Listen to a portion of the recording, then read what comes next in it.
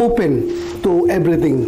Hindi siya close-minded, hindi siya porque ganito siya, panindigan niya ganito siya, o porque ganun, kuwan siya, yung nakikinig siya. May Mark Villar nga pala tayo, parang hindi ka naman naririnig. Si Mark, tahimik lang.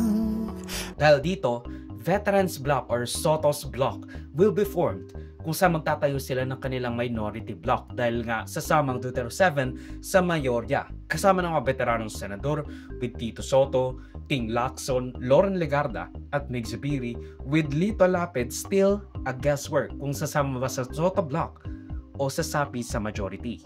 So let's go back.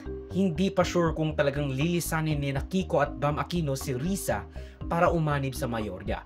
But why are they even entertaining or why are the people even entertaining the idea na si Risa at Akbayan Party List ang nag-push sa kanila sa pagkasenador pero hindi sasamahan si Risa sa Senado? Hindi ka na-hurt na kinampanya mo sila tapos naiwan ka?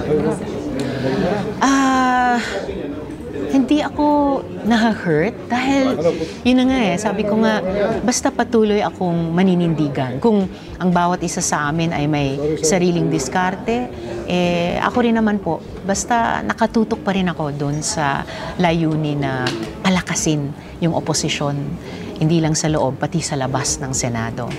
As we all know, nangampa si Kiko Pangilinan and Bam Aquino para sa agrikultura at edukasyon, respectively. Yan ang kanilang plataforma. Ganito ang nasa isip ng tao.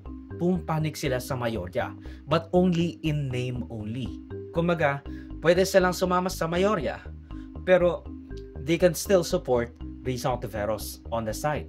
That doesn't really mean na kapag nasa majority ka or majority dahil binoto mo yung isang Senate President which won, doesn't